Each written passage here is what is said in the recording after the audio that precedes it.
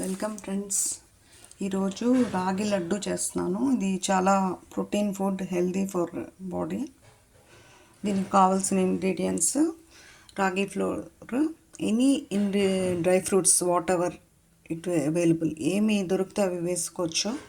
నేను ఇక్కడైతే బాదాము, groundnuts, dry చనాడాలు తీసుకున్నాను, ఇలాచి, jaggery and ghee. If required means milk bit. Required means first ఒక బిగ్ స్పూన్ 1 స్పూన్ ఘీ వేసాము. వేసి రాగి ఫ్లోర్ ఉంది కదా, అది కొన్నదైనా పర్వాలేదు, ఇంట్లో ఆడించిందైనా పర్వాలేదు, మీడియం ఫ్లేమ్లో ఒక 5 to 7 minutes పచ్చిపోయినంత వరకు బాగా వేపాలి. ఒకవేళ ఘీ ఇష్టం లేని వాళ్ళు ఇక్కడ ఘీ స్కిప్ చేసి డ్రైగా కూడా వేపచ్చు.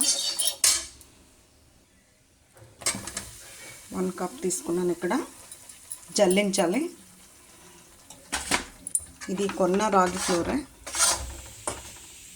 హోమ్ మేడ్ కాదు. ఇలాగా మీడియంలోనే ఫ్రై చేయాలి పచ్చిపోయినంత వరకు. నేను ఈ కప్తో 1 కప్ తీసుకున్నాను కదా రాగి ఫ్లోర్, అందులో హాఫ్ జాగేరి బెల్లం తీసుకున్నాను, దాంట్లో హాఫ్. ఇంకా మీకు ఇంకా స్వీట్నెస్ ఎక్కువైతే ఇంకొంచెం ఎక్కువ కూడా తీసుకోవచ్చు.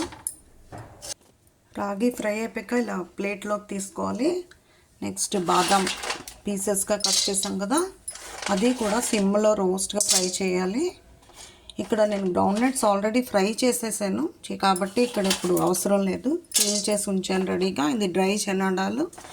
ఇంకా మీ దగ్గర బాదాం లేకపోతే ఓన్లీ గ్రౌండ్నట్స్ అయినా వేసుకోవచ్చు, నువ్వులైనా వేసుకోవచ్చు, ఏవైనా వేసుకోవచ్చు. డ్రై ఫ్రూట్స్, పంకిన్ సీడ్స్ అయినా వేసుకోవచ్చు, కాజు అయినా వేసుకోవచ్చు. మీకు పటిక అని స్వీట్స్లో వేస్తే ఇది ఫ్లేవర్ చాలా బాగుంటుంది. ఇలాచీతో పాటు ఇది కూడా వేయచ్చు. ఈరోజు నేను ఇలాచీతో పాటు ఇది కూడా వేస్తాను సిరప్లో. ఇలా ఫ్రై చేస్తూ ఉండాలి. పటిక కూడా వేయచ్చు సిరప్లో ఫ్లేవర్ కోసం, ఉంటే ఇలాచీ కూడా ఉంటే వేసుకోవచ్చు. ఫ్రైడ్ గ్రౌండ్నట్స్ ఉన్నాయి కదా, దాంట్లోనే ఇలాచీ కూడా వేసి బరకగా, అంటే లైట్గా జస్ట్ గ్రైండ్ చేయాలి, మరీ ఫుల్ పౌడర్గా కాదు. ఇలా చేయాలి బరకగా, మరీ ఫుల్ పౌడర్గా చేయకూడదు, జస్ట్ ఒక తిప్పాలి. ఇలాగ ఫ్రై అయిన గ్రౌండ్నట్స్ పౌడర్ చేసాం కదండి. ఇప్పుడు చనాడాలు కూడా అలాగే same as it is groundnuts ఎలా చేసాము అలాగే చేయాలి. జస్ట్ బరకగా గ్రైండింగ్ యాజ్ ఇట్ ఈస్.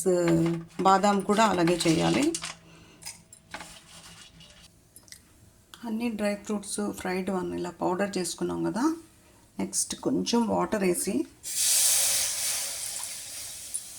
బెల్లము, పటికి, ఇలాచీ పౌడర్ కూడా దాంట్లోనే ఉంది, ఇందులో వేస్తాము. వేసి తీగ పాకం వచ్చే వరకు కలుపుతూ ఉంటాం అన్నమాట. కొంచెం అలానే మరీ ముదరగా కూడా రాకూడదు, అలానే మరీ లేత రాకూడదు. మీకు చూపిస్తాం నెక్స్ట్ ప్రాసెస్. తీగ పాకం రావాలి. చూడండి, ఇలా ఫ్రై చేసి ఉంచాం కదా, పాకం బాగా వచ్చాక అప్పుడు ఎలా మిక్స్ చేయాలో చెప్తాను.